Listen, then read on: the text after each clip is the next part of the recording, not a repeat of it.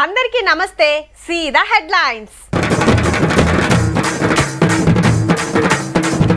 ఇయాలంతా గెరివిచ్చిందానా, వాగులు వంగుతున్నాయి షానా.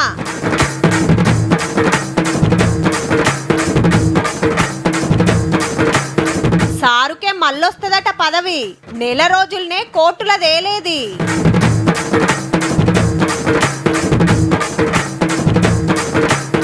సెంటరోలు పెట్టిరట కోటాల కోత, అందుకేనట యూరియా కొరత.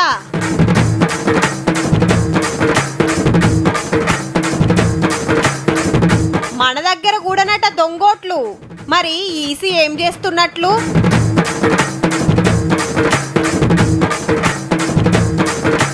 పులివెందుల గడ్డపై టీడీపీ జెండా, 30 ఏండ్లుగా వైఎస్ ఫ్యామిలీ అడ్డా. పశ్చిమ మధ్య బంగాళాఖాతంలో ఏర్పడిన అల్పపీడన ప్రభావంతో మరో 5 రోజుల పాటు భారీ వర్షాలు కురిసే అవకాశం ఉందని హైదరాబాద్ వాతావరణ కేంద్రం ప్రకటించింది.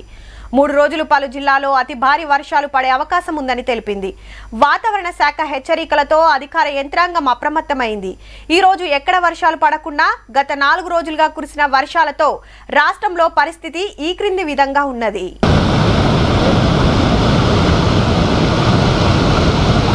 హిమాయత్ సాగర్ గేట్ ఎత్తితే శంషాబాద్ కెళ్లి అప్పా జంక్షన్ కు వచ్చే తోవల రోడ్డు మీద గిట్లా వారుతుంది వరద. అటు దిక్కు పబ్లిక్ ను ఓనిస్తలేరు. ఈడికెళ్లి ఈసావాగులకు గల్చే వరకు రాజేంద్ర నగర్ ఏరియాలో సన్ సిటీ కాలనీ మునిగిపోతే ఒడ్డుకుండా ఇండ్లు ఖాళీ చేపించి క్యాంపులకు పంపినరు. పిఎన్టీ కాలనీకి ఇదే పరిస్థితి. ఇక్కడ ఎవరికైతే ఇబ్బంది ఉంది, వాళ్ళు ఇల్లు వెకేట్ చేయాల్సిన పరిస్థితి, వెళ్లాల్సిన పరిస్థితి ఉందో వాళ్ళ బంధువులు ఇంట్లో వెళ్తా అని చెప్పి వాళ్ళు ఇంట్రెస్ట్ ఉంటే అక్కడ పంపిస్తున్నాం. లేదు ఎలాంటి అవకాశం లేనటువంటి వాళ్ళకు మేమే పునరావాస కేంద్రం నుంచి బండ్ల కూడా జాగీర్ కాడ జేసీబీలతోటి ఇంకో జాగలకు తీసుకుపోయినరు. మూసీల వరద పెరిగి ముషరంబాగ్ బ్రిడ్జ్ తాకింది.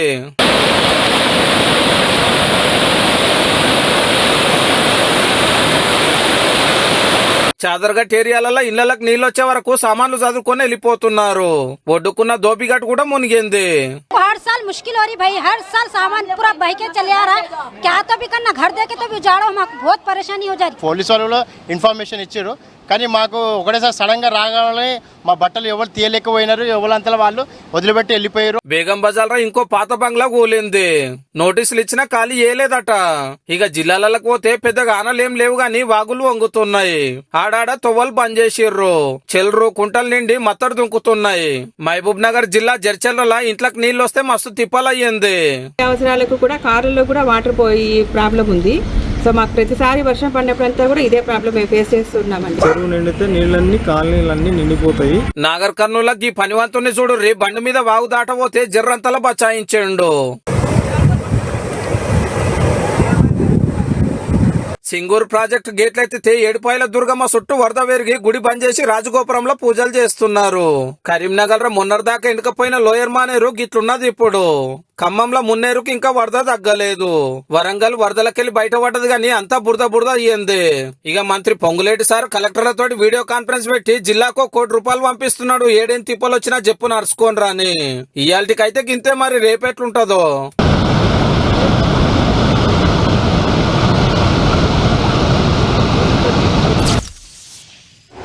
రాజకీయంలా ఎప్పుడేమయ్యేది తెలియదబ్బా. జంపింగ్లు, పదవులు, రాజీనామాలే కాదు, నడిమిట్ల కేసులు, కోర్టు తీర్పులు కూడా ఉంటాయి. కొన్ని కేసులైతే ఏండ్లకేండ్లైనా ముంగటికి పోవు. తీర్పు వచ్చేటోరకు ఆ లీడర్లే మాజీలు అవుతుంటారు. గసొంటి వార్తలు ఎన్ని చూడలే. అయితే ఓ కేసులా దేశం పెద్ద కోర్టు జప్పునే తీర్పిచ్చింది. ఇక ఇప్పుడు గా ఇద్దరి పరిస్థితి ఏందనే చర్చ నడుస్తుంది. ఇక సుప్రీంకోర్టు తీర్పుతోని ఎమ్మెల్సీలు కోదండరాము, అమీర్ అలీఖాన్ సాల్రు మాజీలు అయినరు కదా. మరి ఇప్పుడు ఏందనే చర్చ నడుస్తోంది.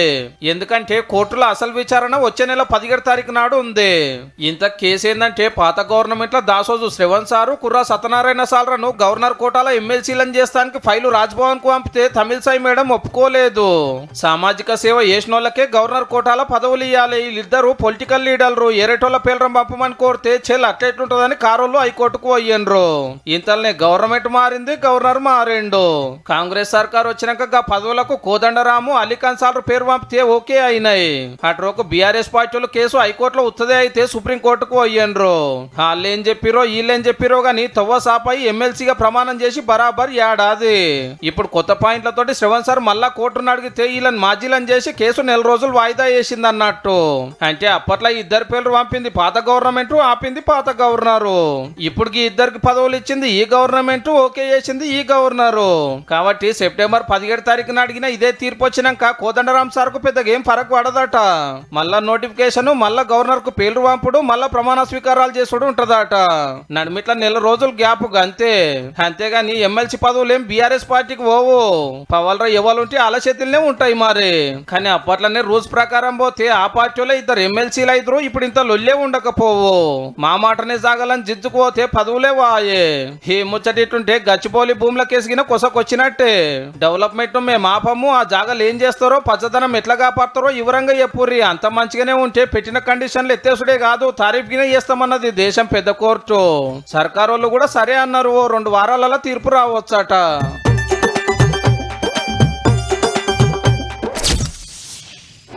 ఇప్పుడు దేశంలో ఏం నడుస్తుందంటే సచ్చిపోయిన మనసులతోటి మాట్లాడు. హౌ మాయ లేదు, మంత్రం లేదు, కానీ బరాబర్ మాట్లాడొచ్చు. కాలం చేసినోళ్ళగిన మన లెక్కనే తింటాన్రు, తిరుగుతాన్రు, ఫోన్ల వీడియోలు చూస్తాన్రు, టీవీల సినిమాలు చూస్తాన్రు, జాబ్లకు పోతాన్రు, చుట్టాలను కలుస్తాన్రు.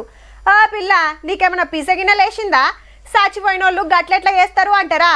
అరే నిజముల్లా, కావాలంటే మీరే చూడుర్రి ఈ వార్త నడిమిట్లా. ఎలక్షన్ కమిషన్ కు షాక్ ఇచ్చింది సుప్రీంకోర్టు.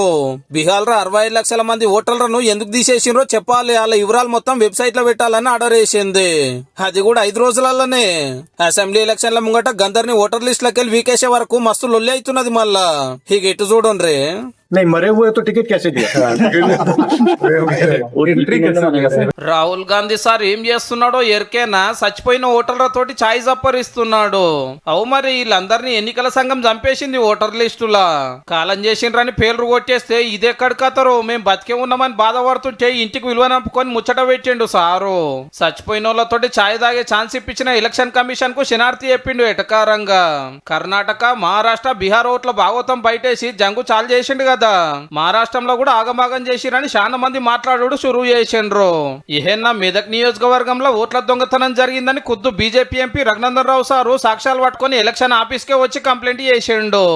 ఐలాపూర్ అనే పంచాయతీలో ఒరిజినల్ గా ఉన్నటువంటి ఓట్లు 953 ఓట్లు అయితే ఆ ఊర్లో 1667 ఓట్లు, అంటే దాదాపు 700 పైసలు ఓట్లు దొంగ ఓట్లు వచ్చినాయని.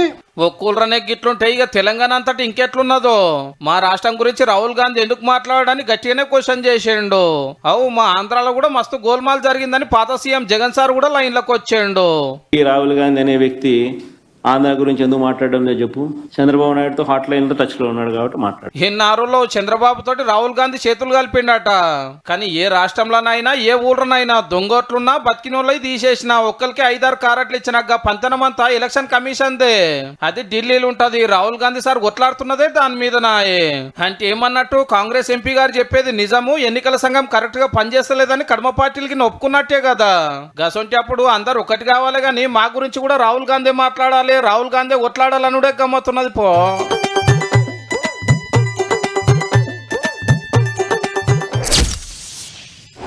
మొన్నటిదాకా ఎట్లుండేనుల్లా ఈగొస్తుందా ఆగొస్తుందా అని ఎదురు చూసుడే అయింది ఊర్లల్లా.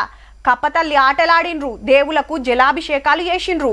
అప్పుడోడాళ్ళు ఇప్పుడోడాళ్ళు పడితే ఏ మూలకు దమ్మార దంచితే బాగుండని ఎదురు చూసిన రైతులు ఇప్పటి ఆనలతోటి జరంతా నిమ్మలవడొచ్చురు. ఎనుకో ముందో నీళ్ళు అందేటట్టున్నాయి గాని ఎరువులతోనే మస్తు గోసుంది. తెలంగాణలో ఏ ఏరియాకు పోయినా యూరియా తిప్పలే. లేవంగానే సొసైటీ ముంగట కొరుకుడు, లైన్ లో నిలబడు. గంటల కమానం నిలబడలేక చెప్పులు రాళ్ళు పెడుతున్నారు. అదని చాలైన కాంచెల్లి గిదే కథ.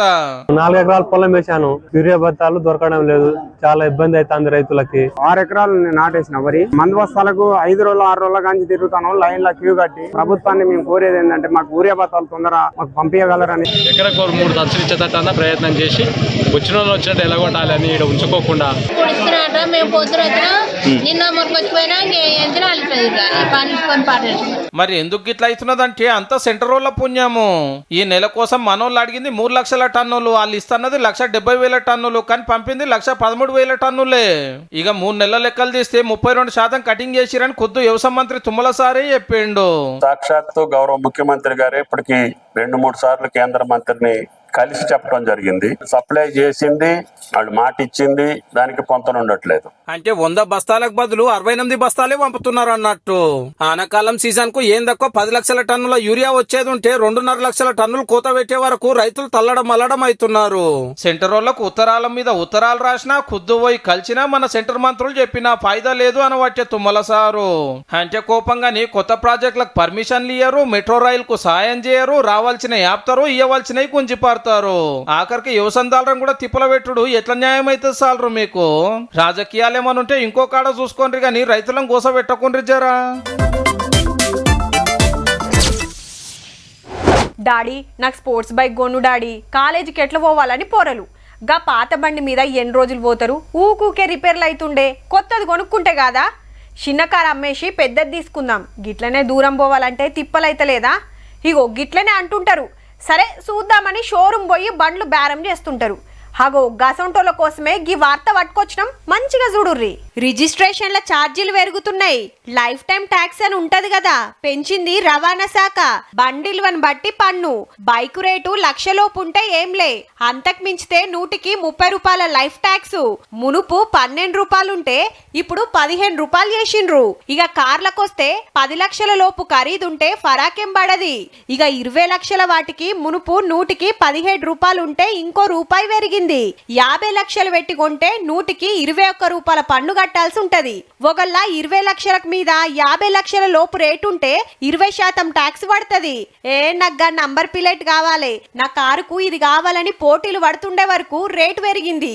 బగ్గ డిమాండ్ ఉన్న ఫ్యాన్సీ నెంబర్ 4 9లు కావాలంటే 1,50,000 కట్టాలి. మరి మునుపు ఉత్త 50,000. ఇట్లా నెంబర్ను బట్టి ఒక్కొక్క దానికి ఒక్కో రేటు. ఏగ్గా పైసలతోటి ఇంకో బండే వస్తుంది అనిపిస్తుందిలే, కానీ బండ్ల లైఫ్ ట్యాక్స్ చూస్తే సప్పుడు గంట ఛార్జింగ్ బండ్లు కొన్నది నయం పోర్రి. ఎంత రేటుది కొన్నా ఏకాన ఛార్జీ పడదు. మళ్ళా పెట్రోల్ అవసరం లేదు, డీజిల్ అవసరం లేదు. సెల్ ఫోన్ కు పెట్టినట్టే ఛార్జింగ్ పెడితే చాలు, ఉరుకుడే ఉరుకుడు. చూడుర్రి మరి నచ్చితే.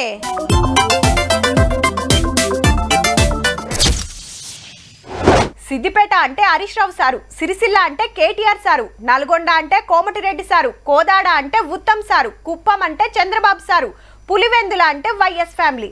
ఇట్లా కొందరు లీడర్లకు బండ గుర్తు అడ్డాలుంటాయి. కానీ రాజకీయం ఎల్లకాలం ఒక్క తీరులోనే ఉండదుల్లా. ఇవాళ ఆంధ్రలా గదే జరిగింది. మరి జగనన్న అడ్డ పులివెందుల గడ్డ మీద పసుపు జెండా ఎగిరింది మొత్తానికైతే. ఆడ టీడీపీ గెలవక 30 ఏండ్లు. మరి జెడ్పీటీసీ ఎలక్షన్ లో 6,000 ఓట్లతోటి సైకిల్ తొక్కుడు దొక్కితే ఘాట్కే ఫ్యాన్ గాల్యగాల్చింది. ఉత్త 600 చిల్లర ఓట్లే పడ్డాయి, అంటే డిపాజిట్ కూడా రాలే. కడప జిల్లాలో పులివెందుల అంటే వైసీపీ ఫ్యామిలీ రాజకీయ కోట. అప్పట్లో రాజశేఖర్ రెడ్డి, ఇప్పుడు జగన్మోహన్ రెడ్డి. ఎలక్షన్ ఏదైనా ఇంకో పార్టీ గెలవదు, ఇంకో లీడర్ గెలవాడు. జగనన్న ఎమ్మెల్యే ఉన్న నియోజకవర్గం అడ్డాల బంపర్ మెజార్టీ తోటి జెడ్పీటీసీ సీటు టీడీపీ గెలిచే వరకు అసెంబ్లీ ఎలక్షన్ లో మళ్ళా గెలిచినంత సంబరపడుతున్నారు చంద్రన్న తమ్ముళ్ళు. కడప జిల్లాలో ఒంటిమిట్ట జెడ్పీటీసీ సీట్ ను కూడా అధికార పార్టీ గెలిచింది. ఈడగిన అప్పట్లో కాంగ్రెస్, అటెంక వైసీపీ జెండా ఎగురుతుండే. 2 సీట్లు ఖాళీ, మొన్న ఓట్లు పెట్టిరు. ఇవాళ లెక్క పెడితే గిది రిజల్ట్. చేలంతా తొండి దొంగోట్లు వేసిరు, మా వాళ్ళని బెదిరించిరని వైసీపీ లీడర్లు అంటున్న మాట. లోకల్ బాడీ ఎలక్షన్ లో అధికార పార్టీలు గెలుచుడు కామనే గాని ఎన్నడు గెలవని పులివెందుల టీడీపీ గెలుచుడు తోటి ఇంత పెద్ద వార్త అయిందన్నట్టు.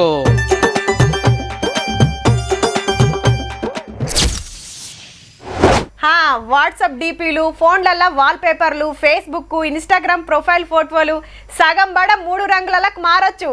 ఈ రాత్రికి ఇంకా కొందరు మారుస్తే రేపు తెల్లారేట వరకు మార్చాలి అనుకున్న వాళ్ళంతా మార్చేస్తారు. 15 ఆగస్టు వచ్చింది, మళ్ళా ఇంకా కొన్ని గంటలైతే జెండా ఎగరేసుడే.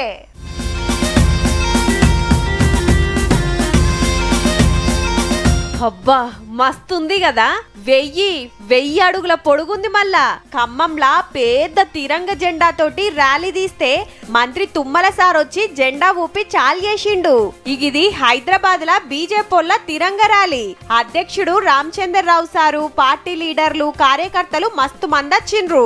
15 ఆగస్టు పండుగ రేపే కాబట్టి 2-3 రోజుల కాంచి దేశమంతా జాతీయ జెండాలతోటి ర్యాలీలు నడుస్తున్నాయబ్బా.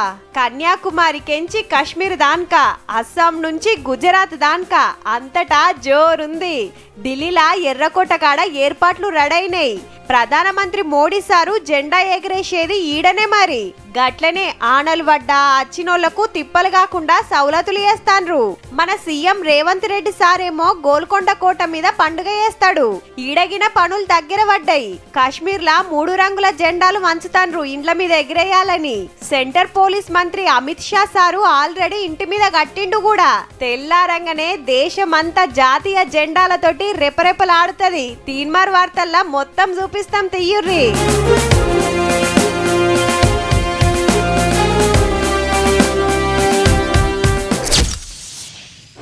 వాగులు వంగిన కాడ ఊరోళ్ళ తిప్పలు చిన్నగా లెవ్వుల్లా. ఎటు ఓరాని పరిస్థితి. తాళ్ళు పట్టుకొని ట్రాక్టర్లెక్కి పోలీస్ బండ్లల్లా అవతలికి దాటుతున్నారు. ఏమన్నా ఎటమటమైతే అంతే సంగతి. మరి వరద ఎప్పుడు ఎట్లా నూక్కొచ్చేది తెలియదు. మన తన గింతే కానీ గీడ చూడురి ఏమైందో.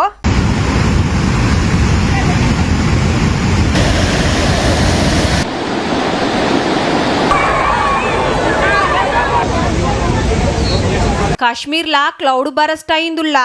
అంటే ఒకటే జాగల ఇయ్యరమయ్యర ఆనజంపుడు అన్నట్టు.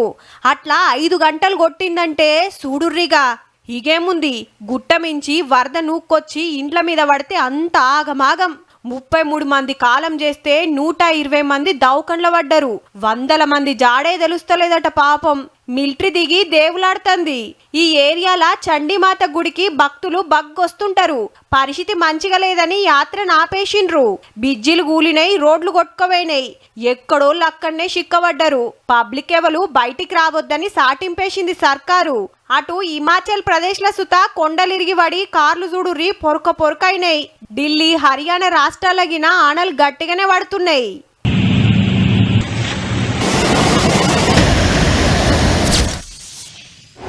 మామ జర అర్జెంట్ అక్కరుంది, ఓ 5000 ఉంటే కొట్టురా. వీడొగడు నేను అకౌంట్లో మినిమం బ్యాలెన్స్ లేక ఏడుస్తున్నా అంటే 5000 అట. 5000 అన్నా, ఓ 1000 రూపాయలు ఉంటే పంపరాదు, మళ్ళీ ఇస్తా గానీ. పోయి నన్నే అడుగుతున్నావురా, నాదే మైనస్లు ఉన్నది. కావాలంటే స్క్రీన్ షాట్ పంపిస్తా చూడు. ఇగో గిట్లుంటది మనోళ్ళ పరిస్థితి. గిసొంటోళ్ళంతా జర మంచి గినాలకి ముచ్చట. బ్యాంకు ఖాతాలు బగ్గ పిరమైతున్నాయుల్లా. HDFCలా కొత్త అకౌంట్ కావాలంటే 25,000 మినిమం బ్యాలెన్స్ పెట్టాలన్నట. మునుపు 10,000 ఉండే. ఇది పట్నం లెక్క. టౌన్లల్లో అయితే 5,000, ఊర్లల్లో 2,500కు తగ్గకుండా అకౌంట్లో పెట్టాలి. ఏమైతుందని మొత్తం గీకితిరా అంటే నెలకు 150కెళ్ళి 600 దాకా దండుగలు పడతాయి మీదికెళ్ళి. కొత్తగా అకౌంట్లు తీసుకున్నోళ్ళకైతే ఇట్లా, పాత కస్టమర్లకు మునుపటి రూల్సేనట. మొన్న ICICI బ్యాంకోలు సుతా ఇంతే.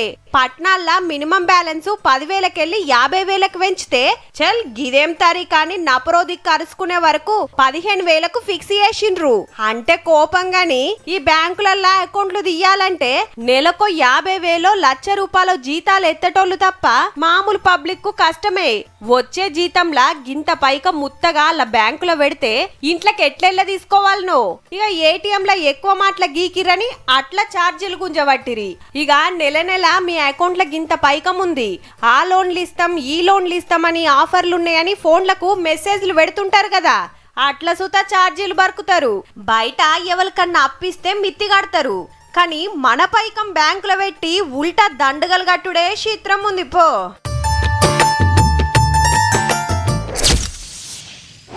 బంగారం షాపులు, బట్టల షాపులు, చెప్పుల షాపులు, సెల్ ఫోన్ల షాపులు, కిరాణా దుకాణాలు, హోటళ్లు, ఆఖరికి పెట్రోల్ బంకులు గిన టైం అంటే టైం. కొందరైతే 10 నిమిషాల ముందే షట్టర్ గుంజుతారబ్బా. గట్లనే గిరాకుంటే ఓ అర్ధగంట ఎక్కువ నడిపిస్తుండొచ్చురు. అంతేగాని గంటలు ఎవ్వలెక్కువ ఓపెన్ చేసి పెట్టుకోరు. రాత్రి టైం దాటితే పోలీసులు గిన ఊకోరు. అయితే ఆంధ్ర అన్నయ్యలకు ఇక కిక్కే కిక్కు పోర్రి.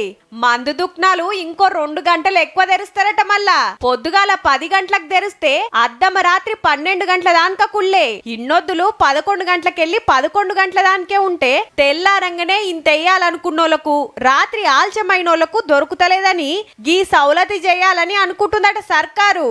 అంటే దినం 14 గంటలు ఓపెనే ఉంటాయిగా, తాగినోళ్లకు తాగినంత. అంతేకాదుల్లో సాటుకు నడిపే అవసరం లేకుండా పర్మిట్ రూమ్లకు ఫుల్ పర్మిషన్ ఇస్తారట. పరాకతిగా ఊకోవచ్చిగా 3396 వైన్స్లకు మస్తు గిరాకిపో. అట్లనే 840 బార్లకు టెండర్లు పిలుస్తారట. అప్లికేషన్ కు 5 లక్షలు. ఒకళ్ళ లక్కీ లాటరీల పేరు రాకుంటే 5 లక్షలు అటేనటుల్లో. మళ్ళా ఒక్క బారుకు 4 దరఖాస్తులు వచ్చినాకనే లాటరీ తీస్తారట. అంటే కడమ ముగ్గురి 15 లక్షలు గోవిందా. ఇక ఫీజు చూస్తే బారున్న ఏరియాల 50,000 లోపు పబ్లిక్ ఉంటే 35 లక్షలు, 5 లక్షల దానుకుంటే 55 లక్షలు, అంతకు మించితే 75 లక్షలు డిసైడ్ చేస్తారని అమరావతి సచివాలయంలో నడుస్తున్న ప్రచారం. అయితే 99 రూపాయలకే కోటరిస్తుండ్రు కదా.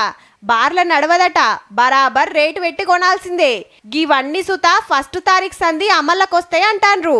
ముఖ్యమంత్రి సారు మల్లోపారి మీటింగ్ పెట్టి అన్ని ఫైనల్ చేసి క్లియర్ గా చెప్తారట. మీ మేలువడిలుండంగా మందు పైసలతోటి గవర్నమెంట్ నడుపుతుర్రని ఎడ్డిచ్చిర్రు. మరి ఇప్పుడు మీరేం చేస్తుర్రని అటుకెళ్ళి వైసీపీ లీడర్లు అంటాన్రు. ఈ లెక్కన ఏ రాష్ట్రమైనా ఏ పార్టీ పవర్లున్నా పథకాలకు పైసలు అందించేది మన ఉత్తమ కస్టమర్లే అన్నట్టు. చూసిండ్రు కదా. ఇక ఇవ్వుల్లా ఇయ్యాల్టి తీన్మార్ ముచ్చట్లు ఉంటామల్లా. నమస్తే.